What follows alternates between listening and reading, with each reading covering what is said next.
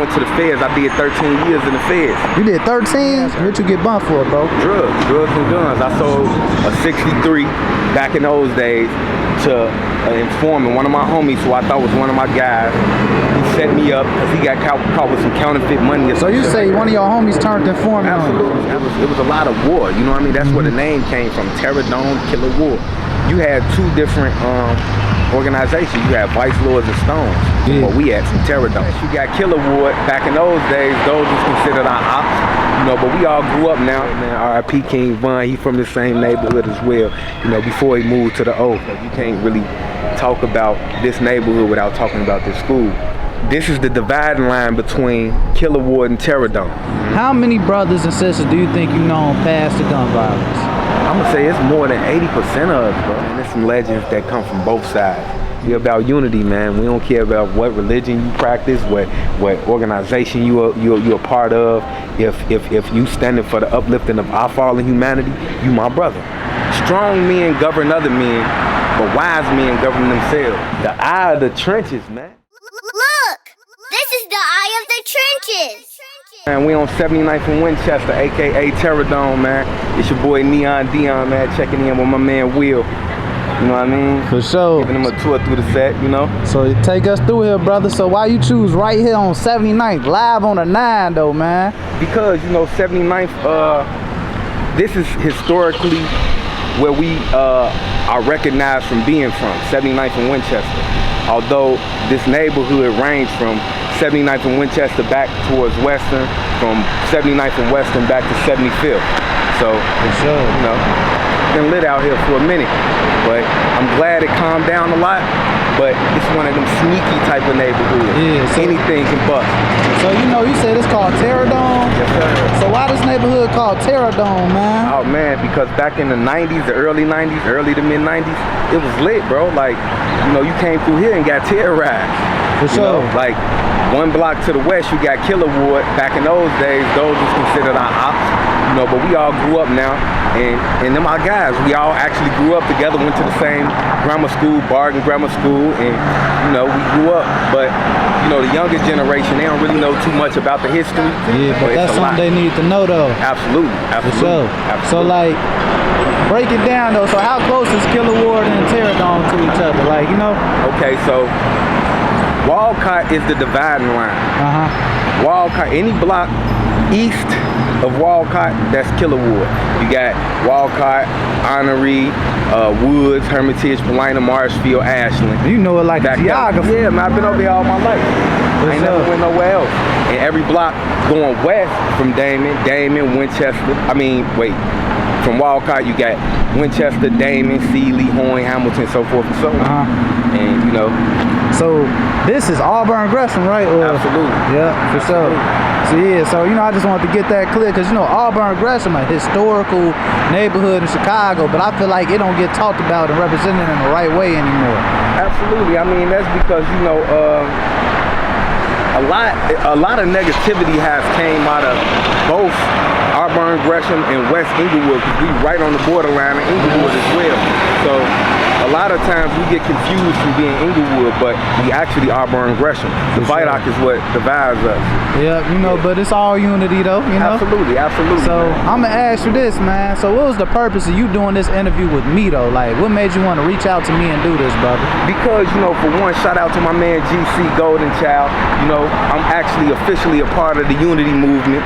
You know, and I have my own organization too. It's called the You Break It, You Fix It Foundation. Break that down real quick. Okay, the You Break It, You Fix It Foundation is a community organization that's designed around guys like myself who spent the majority of my youth destroying the community. Now I'm taking the initiative to fix what I broke.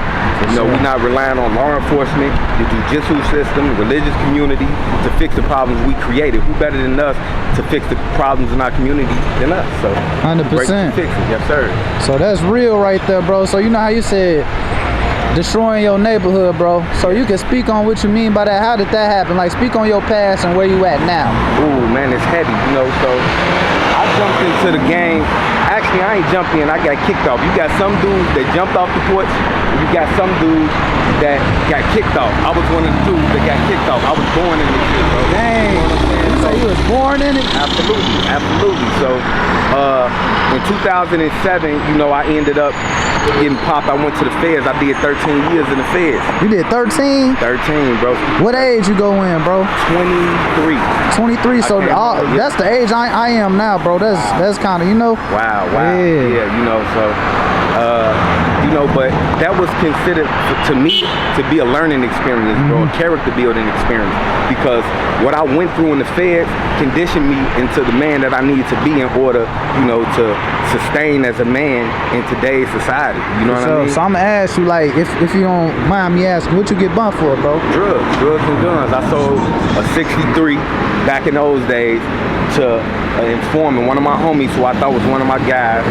He set me up because he got caught with some counterfeit money. So you say one of your homies turned informant on you? Absolutely, man. Yeah. So how did that feel? Break that down. How it feel when somebody like that close to you snitch on you, bro? Somebody you trust. Man, that shit hurt, bro. That shit hurt. You know what I mean? You can't really even explain it. It's treacherous. You say what? It's treacherous, bro. It's treacherous. You can't explain that type of hurt. It's like being stabbed in the back and it's coming out the front, and you never even think it coming, bro. So wow, you say being stabbed in the back and it's coming out the front. Front, bro. Yes, so. So do you think that, what did that Fed time do to you? What's one of the biggest lessons you learned in there, bro? Oh, wow. I learned that strong men govern other men, but wise men govern themselves. You know what I'm saying? So, break that down, because that might go over somebody's head that ain't wise yet. For sure. So, during my tenure as a so-called street guy, you know what I'm saying? I took pride at being a leader, you know, and I was a tip of the sword type of dude, you know what I mean? A frontline soldier. And I took pride in having governorship over other guys. Yeah. You know what I'm saying? Although I always been the type of guy that treated my guys good. You can't find nobody that's gonna tell you I did some snake shit or some fraud shit or snake backdoor my homie. We didn't do backdoor then. Backdoor wasn't even a term when I was out here. For sure. You know what I'm saying? That's new to me. Yeah, for sure. So, you know, but that cost me 13 years of my life. Getting back, ain't no question, for trying to be a stand-up guy, you know what I mean, a tip of the sword type of dude, and ended up getting up. So what was the thing you did wrong to even get that time? The main thing you did wrong? The main thing I did wrong, to be honest with you, bro, you have to speak up a little bit with these guys. Absolutely. I really got to think about that, because when I was doing my time, I came to the realization that I was actually a victim of situations and circumstances that was laid down for me and my people before I was even born, 100%. For the purpose of destabilizing us, bro. You know what I'm saying? So that's real. So I can't even say I done nothing wrong, bro. I didn't do nothing wrong, but be born at the right time. You know what I'm saying? Dang, and being a product of my environment. You know what I'm saying? So, like, you know, like a lot of people get out the joint, right? Feds, anything, right? And they go back to that same lifestyle. So, like, how did you not be the norm, bro? You know, you the 1/3. You the 1/3, if that makes sense. Ooh, that's heavy. Because they always talk about the people that come out of jail and go back to jail, but they never talk about the ones that has done something with their lives. And shout out to my brothers in the NOI. I learned that from them. They was just speaking on. Absolutely. So, to be honest with you, bro, what changed me was when I was incarcerated, I finally got the opportunity to acquire the knowledge of self. And once I found out who I was by nature and who I wasn't by design, I fell in love with myself. And once I fell in love with myself, I wanted better for myself. And once I wanted better for myself, I started taking the necessary steps towards making that change. For sure. And you know, alhamdulillah, all praise due to Allah, bro. Like my parole officer, her own words, she told me that, Mr. Harden, you are the quintessential poster child for anti-recidivism. I had to really think about that. The quintessential poster child for anti-recidivism. Break down them words. You just sound like T.I., man. Man, that's deep. That's deep. That's deep. I'd never forget that. I mean, basically, in layman's terms, what she meant was, I'm the blueprint. You are the blueprint for what it is to be a young black man growing up in Chicago, destroying the community, lost his life for a certain period of time, and came back and stood on all toes and did everything he needed to do to ensure that he don't go back to prison. You know what I'm saying? I just actually got off parole like 3 months ago. Wow, alhamdulillah. Yes, sir. 5 years. They actually gave me 10 years parole, but due to my outstanding achievements while on parole, they cut it in half. So this ain't no gimmick, man. This real, bro. This real. I'm really doing the work out here, man. I'm the message that I bring. You know what I'm saying? And I'm humble. And I'm humble, bro. Like, you know, it took a lot for me to get here. You know, and I take pride in my growth and my development. So were you always humble? Nah. Because I know, because you just said you got caught with some big boy stuff, man. Ain't no question. That wasn't no humble numbers you had on you. Oh no, I was rough around the edges. I was cut from that same cloth that, all of your current rappers, the dudes that's out here making all the noise. I'm cut from that same cloth, bro. So I was a product of that environment. And once my environment changed and knowledge came to me, I changed. Day, what up, what? So you really know people through the trench, man. Yeah, that's my man, bro. So you born and raised at nowhere else? Born and raised, bro. I ain't never lived nowhere else. Dang. You hear me? Day, what's up, bro? Yes, sir. How you feeling, brother? Where we at, man? Where we at? 79th and Winchester. You say what? 79th and Winchester. What neighborhood this is? Here, Dome. Yes, sir. What this neighborhood mean to you, brother? Man, everything. See, born and raised. You say what? Everything? Born and raised around For sure. So what this brother mean to you right here? Man, everything. He wanted been here from day one. For sure. What's one word you can use to describe him? Man, it's too many, man. Bro do everything. Bro ain't nothing bro don't do. Bro do everything. Bro he don't let, I guess say no limit, because he don't stop. You say no limit? He don't stop. For sure. Bro do everything. Yeah, man, this my man Day, man. I'm talking about a day one tip of the line soldier from the area, man. Been here, my brother even lost his legs right here where we standing. Right there. The Arab store, my man got popped right there. Y'all, ever since. But, still here, we still here. And we trying to do everything positive to make sure that our youth don't have to go through what he went through, what I went through. For sure. We lost a lot of lives. We lost, families was destroyed. Homes was basically burnt to the ground, bro. Like it's a lot, man. So like, what's the history of this area? You go into the history? Okay, the history is it's deep. You know what I mean? But our history can be tracked back to the late 80s, early 90s. You know what I'm saying? Because on this particular part of the city, you had two different organizations. You had Vice Lords and Stones. Where we at, some Terror Dome. You know what I'm saying? And the GDs, they always been past Walcott. So, going in the 80s and the 90s, doing the structural part of organizations, it was a lot of war. You know what I mean? That's where the name came from, Terror Dome, Killer War. You know what I'm saying? So we just really trying to change that narrative, though, man. Sure, we don't got no beef with dude and them down there. They ain't got no beef with us. We see them. Yeah, shout out them, bro, because I want to go lock in with some of the older brothers. For sure. So like, I asked you that because of the history, because you said you was a product of your environment. So like, as a young man growing up out here, what's some of the things that shaped you to feel like you had to jump in the streets, though? Like, like we getting back to that question. Okay, for sure. It was like, back in those days, bro, you couldn't be from a particular neighborhood, not be a part of what was actually laid down back then. Yeah, for sure. You know what I'm saying? So you had to be something. For sure. In the 90s and the late 80s, early 90s, 2000s, you had to be a part of some stuff. So it was like, it wasn't a choice. 100%. You know what I'm saying? It was an option. I can't even say it was an option. So when was the first time you took a loss? Like around what age you lost somebody to gun violence? Oh man, I'm glad that you asked me that because I was actually 8 years old. One of my best friends, Rashid Odell Black, he was 11 years old. 2 blocks away from here, man. He got his life took by, bro, them from down that way. You know what I mean? And I was 8 years old. At 11 years old? Though? He was 11. I was 8.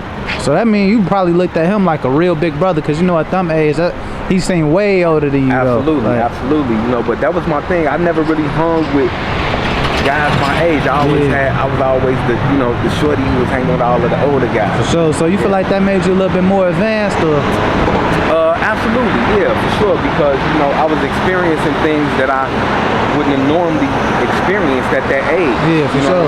So who's some older guys that shaped you out here that you want to shout out, man? Oh man, for sure. My man Sino, shout out Sino, shout out Rara.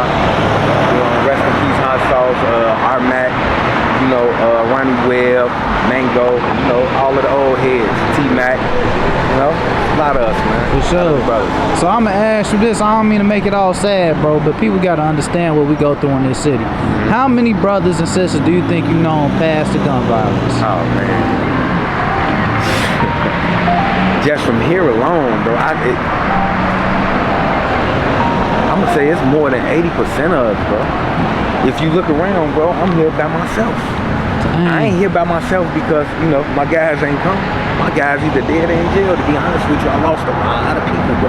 Dang. Lost a lot of them, bro. You know what I mean? Bro. So how old are you? I'm 41. You 41? Absolutely. Dang, bro, what you eating, man? Dang. Hey, listen. Rest and no stress. That's it, bro. You say rest That's the remedy. Rest and no stress. For sure. No question. What jacket that is, man? That jacket, man. This my clothing line. It's Neon. It's called Neon. It's an acronym for New Era of Nobility. And it's a story behind that I want to build with you on that about as well. Absolutely. But I want to take you to another part of the area first. For sure. We can sit down and build on that. All right, let's do it. All right, let's do it. All right. We at now, brother? We got the legendary Prestige, man. You know what I mean? This say Prestige. Damon. This say 79th to Damon. So this is neighborhood corner stuff? Absolutely, man. It's been here all my life, bro. Dang, let's go up in here, man. Let's go up in here. Yeah. How you? Dang, as soon as you come in. Oh, man. Come on, man. This is the land, man. So, Appreciate it. how you feeling, big brother? Yes, sir. My man. How you feeling? What's up, nephew? Yeah, man. So during the riots, man, they hit the stage. All of the cash registers used to be on that side. So this he used to look completely different growing up. It's completely different right now. Let me get a shite. You got a face mask and shite. Yeah. So I'm gonna ask you this: as a shorty, what you was grabbing out of here with $5? Oh man, with $5. Back in my days, $5, you didn't get $5. You got $1, you got $2. Maybe you got $5, you was rich. But $5 could take you a long way back then. Now, if you with the guys, $5, what y'all get it? Oh man, we buying some baseball cards, basketball cards, quarter juices.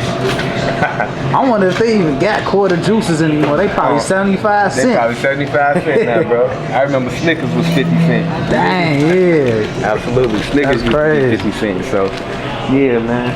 It's my man. He always tell me the same thing every time I leave. What you say? Be careful out there. What'd you say? Be careful out there. For sure. Every My time. brother. That's his word to all of the brothers, man. My brother. Be careful. Thanks, bro. I'll talk to you.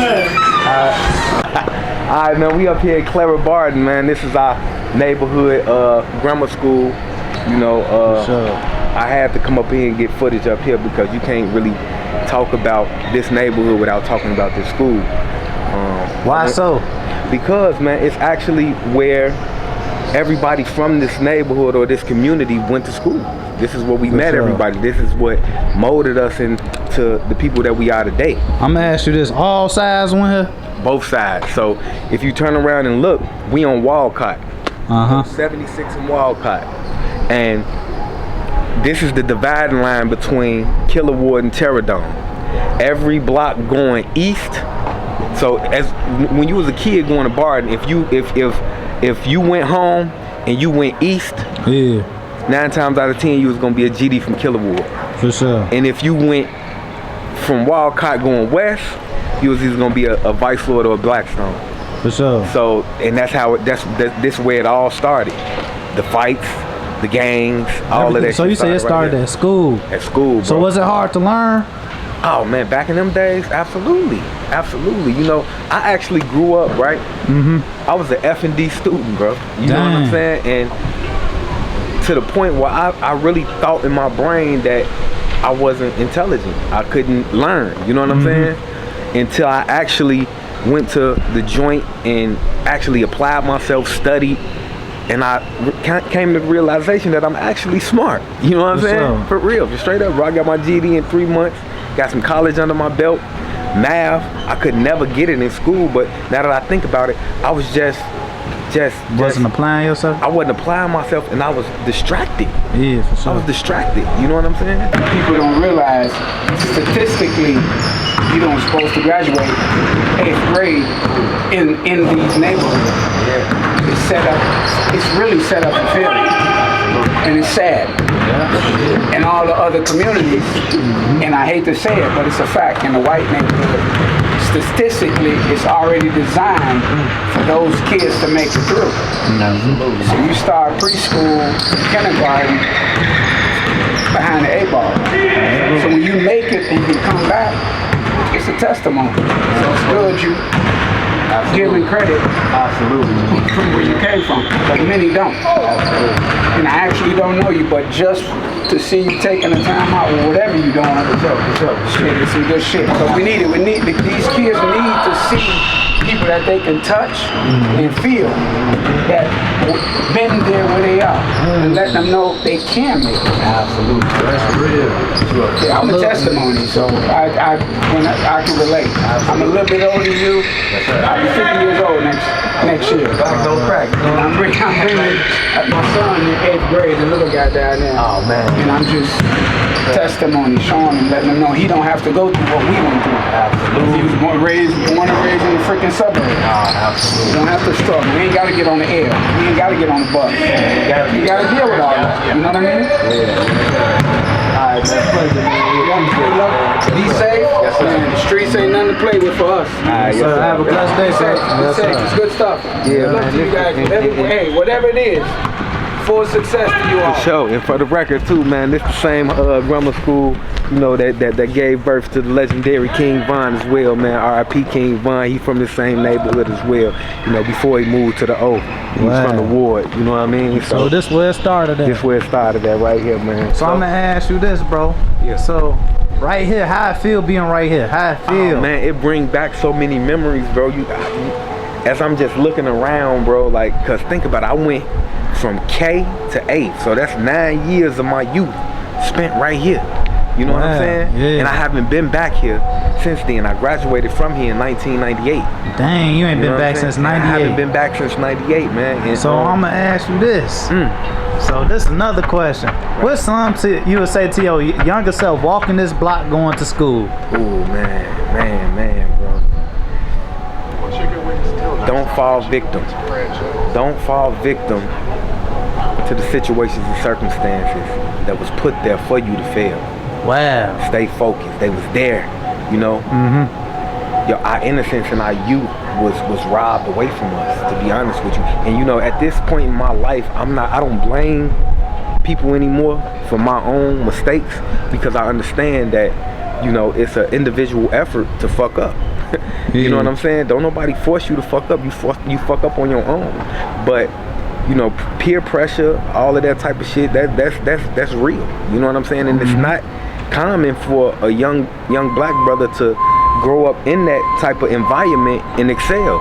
You know what I'm saying? So I fell victim, but I rebounded and bounced back, and that's, you know, that's the end all the tell all, and you know, that's really that's the message. And I'm proud of that, bro. 100%. For sure. So like, how would the teachers here have described you? Oh, so I actually wasn't a bad kid. I was an athlete. You know what I'm saying? I was an athlete, but you know, I was just really like I said, a product of my environment. Naturally, I was a good kid. I was the you know, the type of son that a father would be proud of. For sure. the captain of the basketball team, football team, athletic. I was on a tumbling team. Could have been a Jesse White tumbler. You know what I'm saying? Oh, so you was really doing your thing? Yeah, I was really doing that, bro. Like, yeah, this was it. Like, growing up, my people thought I was gonna save us by going to the league. Yeah. Real talk. I played football. I was really like that at football and baseball. So you mentioned you got your GED, right? So you dropped out of high school? Absolutely. My sophomore year. What high school? Harper for sure. 65th and Woods. Yeah. Oh yeah, you was in the trenches for real. For sure. You know? Man, so like, who's some legends that come from this school right here, bro? Oh, this school right here. Man, bro, it's so many. When you say legends, do you mean on the street level, or legends just period? We could go street level, then period. Oh man, I ain't really too much for name dropping, but man, there's some legends that come from both sides. Yeah. Killer Boy and Terradon, and you know. Shout out some legends from both sides. My man Skeff, rest in peace. Bulldog, rest in peace. Rico, rest in peace. From that way, legends from this way, and shout out Ice Mike, rest in peace. Trigger, rest in peace. Man, it's just so many, bro. Well, you know, yeah, just thinking about it. Homicide, rest in peace. Lil Mike. You know, all these dudes lost their lives before they was 20. Wow, you said before they was 20? Man, bro, yeah. Dang. Teenagers, bro. Like, man, bro. And now that I think about it, it's just, it was senseless. You know what I'm saying? Sure. It was senseless and pointless. And I'm glad that I made it. You know what I'm saying? And I can live to talk about it. Do you feel like you got survivor's remorse in a way? Not at all, bro. Not at all, because the message got to be carried on by somebody that's qualified to carry it. You know what I'm saying? It got to be carried on. So I don't have survivor's remorse at all, man. But you know, it's really humbling. And it's a beautiful thing to sit back and really watch things unfold and fail victim to it, bounce back, and not doing the right thing and trying to help others do the right thing as well. 100%. That's the beauty in it, for sure. For sure. I just want to say this. Yeah. Man, shout out, well, not even shout out. Long live all the brothers that come from this area. I don't care what side they from, bro. We got to say that because I know you mentioned names. You know, sometimes people be feeling like their loved ones get left out. So I just want to make sure that's clear that we doing this for everybody right now, bro. Everybody know what it is with me, man. It ain't nothing but love. And if I ain't say no names, it's just because I'm really processing the whole thing right now. My brain just all over the place, man. But everybody know it's all love with me. Yeah. Like I feel the energy, and like you can feel it, like you can feel the energy out here. Like when you just started talking about the people, like it felt like the air changed out here a little bit. I ain't gonna lie to you, brother. Absolutely. And you know what? One thing I can say about this neighborhood is that it's changing. You know what I'm saying? And it's not as cutthroat as it used to be. That's because a lot of people they gone now. They gone. Yeah. And but man, I hope that we can keep it that way, man, and give these youngsters a chance to actually thrive and be something without having to go through something first, like me. 100%. You know what I'm saying? I be seeing a lot of little vlogs through this area and stuff. Absolutely. And that the shorties getting wild over here, man. Like, I hope some of the youth watch this for real and just see a different perspective on their neighborhood. See a soldier that really came from up under this, man. Absolutely. Because you ain't talking from no rookie perspective. You've been through it all, bro. Absolutely. For real. So like, let's talk about the good you doing, man. Like, let's get into this Neon again. You know, we got interrupted when we was on the 9, man. That's the brand Neon. This is my clothing line. It's an acronym for New Era of Nobility. We have an Egyptian theme in respect to the ancient Egyptians who was our ancestors. You know, they were nobles, dignitaries, royals, kings, queens, princes, but we somehow lost our way. You know, so now I feel as if, it's time for us to regain our vast estate as the aboriginal people of this earth. That's why I named it the New Era of Nobility, the New Era of Kings, the New Era of Queens, so forth and so on. And it's a crazy story behind my reasoning and my inspiration for starting my own clothing line. For sure. It all started when I was in the joint. quick story. So when I was in the joint, I worked. Anybody that been to the feds, they know about the prison industrial system. It's a system called Unicor, where the inmates actually work real 9-to-5 jobs, and although they don't pay us 9-to-5 money, but so I worked at a textile factory where I actually sold for like 8 years straight. I worked on the towel line, sewing the hems on towels, right? So Legal slavery. legal slavery, bro. Literally, like they paid us like 50 cents a day or some shit, 8 hours. You know what I'm saying? Damn. Like real talk. And when you say legal slave, I can really break it down to you how it's really legal slavery. Break it down, bro. Because, okay, so according to the United States Constitution, the 13th Amendment, it says that no American citizen shall be worked for anything under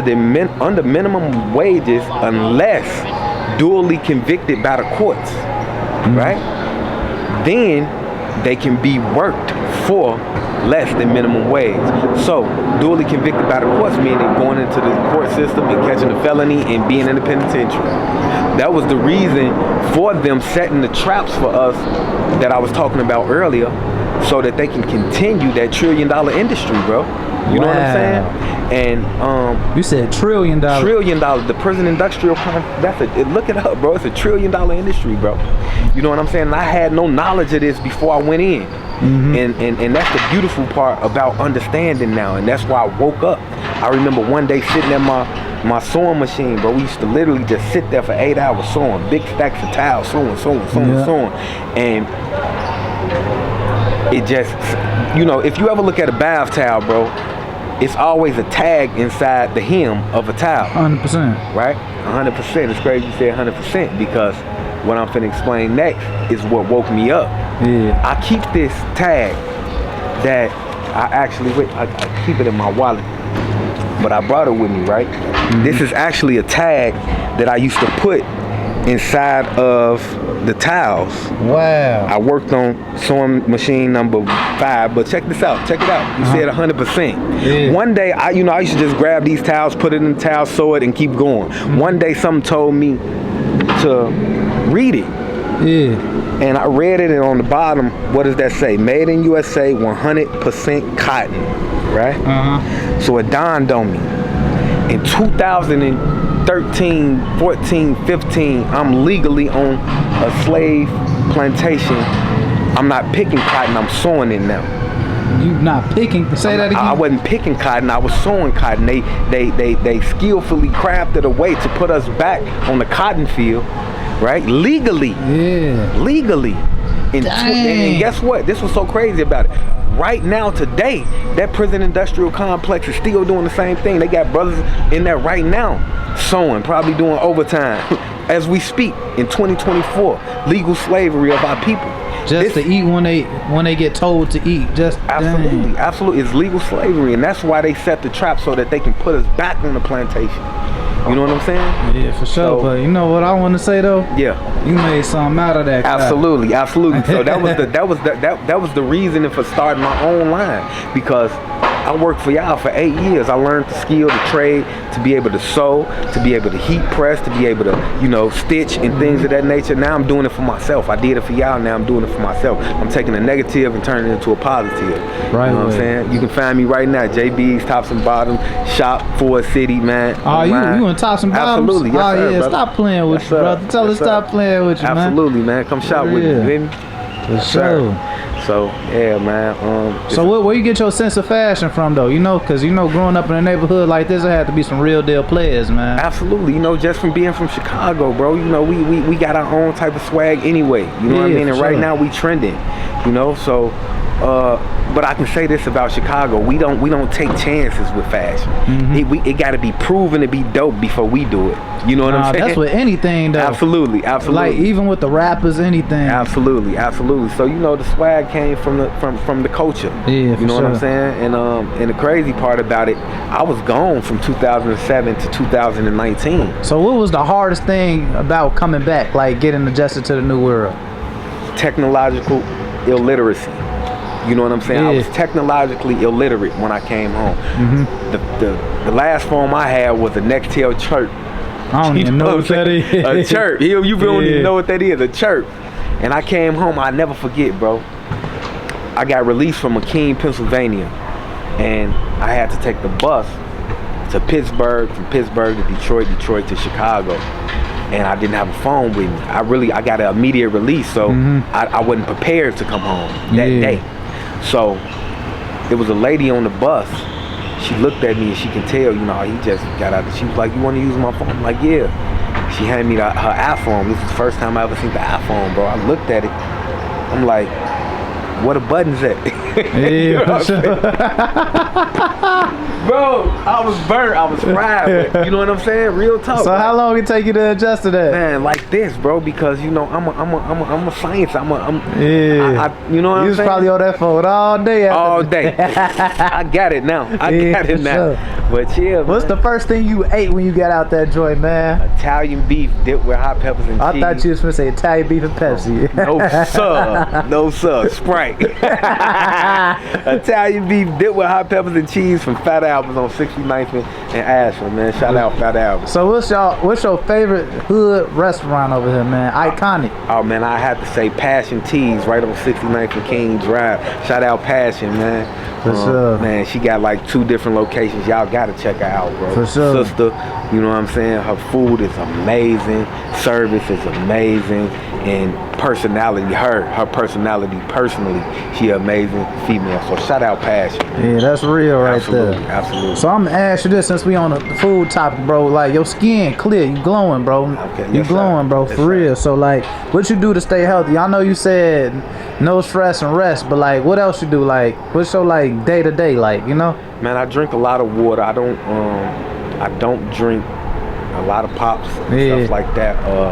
Coffee and water, to be honest with you. For sure. And you know, I don't wash my face with soap. I wash my face with a regular towel and I apply cocoa butter to my skin. That's it, bro. For We sure. natural people. You putting all them chemicals in your face and then you wondering why you got blemishes and all of that is because 100%. you know we natural. We people of the earth. Everything we need to survive is here already, man. So Facts. that's it, bro. For sure. And then you Muslim, so you making wudu daily. Absolutely. So yeah, for Absolutely. sure. You know. Absolutely. Yeah, you know, I had to ask, bro. You know. Absolutely. So like, you've been Muslim your whole life, or like? No, sir. Since 1996, man. You know, when I actually, you know, joined the organization. You gotta, you know, a lot of people don't even know what they mean when somebody say, "Oh, them the moles."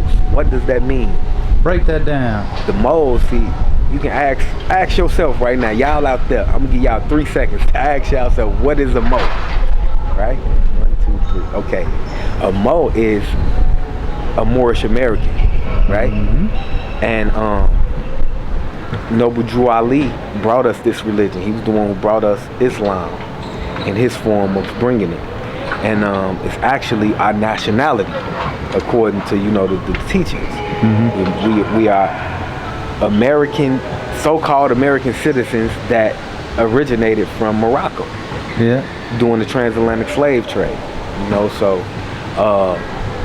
yeah, man. And then like, I just gotta add this little gem. I want them to go look up a picture of Noble Drew Ali and look how he's standing and look at his hands. Absolutely. So yeah, you know, Crushing the beast, crushing the beast. Yes, sir. yeah, you know, I just had to let them know because this history is important because these brothers claiming this, that, and the third now, and they don't even know what come with it. The real, man, because if they really knew what they knew, they would know and do better. You get what I'm saying? Absolutely. So that was my first introduction to Islam through, you know, Prophet Noble Drew Ali. You know, and doing my course of incarceration, I studied all type of different. I studied every religion that it is: Judaism, Hebrew Israelites, Nation of Islam. I mean, you know, the traditional Sunni Al Islam and everything. You know what I mean? And I really came to the realization that at the end of the day, man, customs and religions don't alter the nature of truth, and the nature of truth is that there's only one God, and that's Allah. You know what I mean? Sure. And that's just what it is. So I'm not a religious person. I'm more spiritual. Yeah, for sure. It's like a way of life. Absolutely. That's exactly what religion is synonymous. is a way of life. That's what religion is. For sure. So if, in my own opinion, you know, there's no other form of submission to the will of Allah than to operate in the nature in which He created you. You know what I'm saying? Yeah, that's why real. if you think about it, every sin is basically something that's unnatural to you as a human being. Facts. Homosexuality, it wasn't made for a man to run up in another man. That's a sin. You know what I'm saying? Yeah. You know, it's so many. Just think about it. Just even being angry, you ain't meant to be angry. Absolutely. Your head might start hurting. Absolutely. You know, just simple thing. Absolutely. So, yeah, man. You know, I don't get into religious gang banging and all of that stuff, man. And I witnessed it a lot, especially, you know, being a part of the organization. And, you know, our foundation is Islam. You know what I'm saying? So I don't even want to get into that topic. No, that's for sure. heavy, bro. We about unity. We don't care what religion you are, man. Say that again, brother. We about unity, man. We about unity, man. We don't care about what religion you practice, what organization you're a part of. If you standing for the uplifting of our fallen humanity, you my brother. 100%. You my sister. That's just what it is. If you against that, you against me. That's point blank period. No, I'll rock with that for sure. Absolutely. So I know I don't want to keep asking you question after question, but what's one word that could describe you?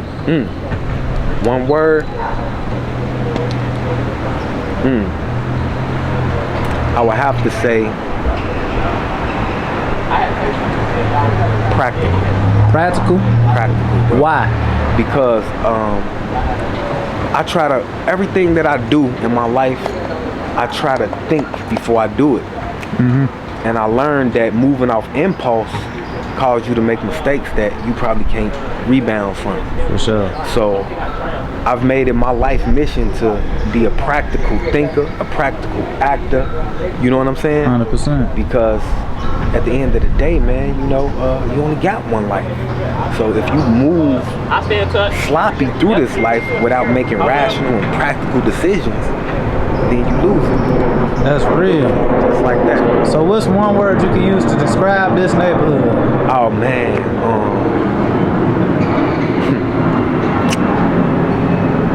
it's crazy, but sneaky. You say sneaky? It's sneaky, bro. It's sneaky, bro. It's why real those sneaky. words? You know, I always ask why, because why is, you know. Because if you look at it, you know, if you look around, bro, it don't, you know, it don't look like the trenches. Yeah. We got grass. We got, you know what I'm saying? People take care of they properties over here, bro. You would never expect for what goes on in this neighborhood to actually go on. And the reason, because of that, if you look around, if you turn the cameras around, these are residential houses. This is a working class neighborhood. So you have people who actually, you know, work for what they want.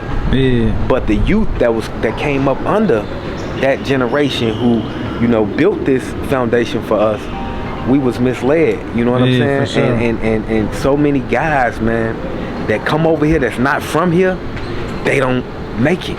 You know, I think that a lot of times, and you know, just like right now, how we out here chilling, bro, at any given time, it can bust. Yeah, that's Chicago. And you wouldn't even, in general, period. You know what I'm Yeah. saying? But you wouldn't even expect it because the way that it looked. But it's sneaky, bro. Yeah, for it's sure. real sneaky, bro. You got to really know how to move over here for real, bro. I've seen too many people come over here and don't make it back.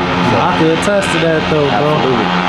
Yeah, Cause you said you stayed over here, bro. Yeah. Bro. Like it's man, do your research. Yeah, you know what I mean. yeah, Do your for sure. research, bro. And I could just attest to it today because just early when I first came out here, all types of sirens. Now it's quiet. All we hear is the floor squeaking. Yeah. Absolutely. When you first pulled up, you said, "Man, this neighborhood go through regentrification." No, bro. You know what I'm saying? I mean, other than the Mexicans coming in buying up all of the property. Shout out Migo now. Shout we out need to to get on the Migo. same type of time they on, man. Bro, for sure. Real talk, bro. I don't. I'm gonna say this. I respect them. I respect them a lot. Yeah. You know what I'm saying? Because they work, they hard, they family-oriented people. You know what I'm saying? But I know how they feel about us too. A lot of them. I ain't gonna say all of them. But you gotta realize this. The media did that. They did it. Exactly. The media did that because they like I was just in the car with somebody. He was from Mexico City in Mexico. Like it was an Uber driver I had. Yeah. He was like, bro, I never understood why the blacks and Mexicans here, they hate each other. Like when I went to work, everybody hated each other. Where I'm from, we love each other. Like blah blah. That's heavy. Like but he from like, cause you know he say like where he from, he say it's black people that's Mexican. Like so, but he said I told him, you know what the problem is? It's a lack of knowledge. We don't know. And they don't know. You get what I'm saying? See, a lot of people don't understand how racially divided Chicago is, and I learned that when I went to the feds. Yeah. Because when you go to the feds, you're not just around people from Chicago. You're around people from all over the country. Yeah. You know what I mean? So I done met dudes that was Mexicans that act totally different from the Mexicans here. Yeah. You know what I'm saying? And so you right. It's just a lack of knowledge. But you know, here in Chicago, bro, like I got like 7 different Mexican families that just moved on the block. We see each other. We don't even talk to each other. It's just, you know what I'm saying? It ain't no tension, no beef or nothing. But it's just the culture of Chicago is racially divided for real. Yeah, it is for real. And that gotta stop too, man. Because you know I got love for our brown brothers for sure, man. I rock with them. You know what I mean? Shout out to Kings. But you know, we most definitely gotta break that divide and that division between black and brown for sure. 100%. Yep, sir. So anywhere else we gotta go, or we closing out here, man? Yeah, man, we can close out here, man. You know, I feel like, you know, we got a lot of footage. You know what I'm saying? For sure. I want to keep doing this with you, bro. Keep building off this, bro. I really appreciate you for doing this, bro. Let's do it, bro. Because you know, this is a message the world needs. Skip just the youth. The world need it. People your age need it, because you motivation to somebody that came from up under that real dungeon. Like, you know what hell really is, bro. Like, you get what I'm saying? Like, yeah, bro. So it's like you motivation that you can make heaven out of that hell you coming from, bro. Absolutely. For real. It ain't about where you from, it's about where you headed. You know what I'm saying? It ain't about what you went through, it's about what you finna go through. 100%. You know what I mean? So I actually, most definitely, bro. We can most definitely work, bro. Yeah. That's what I'm about, man. You know what I mean? For sure. We breaking the community, we helping to fix the community that we help to break. That's what it's about. You break it, you fix it. Unity. Let's do it. Sir. So any last words, brother? Man, you know, shout out 70 Nights, man. Shout out, you know, all of the guys that ain't here to give their portion of the story and the history, man. I hope I served you well, you know what I'm saying? And let's just continue to build, bro, man. Stay peaceful, stay safe. Let's make it 2025. Who I'm shooting with again? Man, Big Wheel, Neon Dion. Who, me? Yeah. Oh, man, it's Neon Dion, man. The one and only, man. Yeah, shout out, man. Follow me on IG, Neon_Dion_079. For sure. And who you shooting with? Man, who other?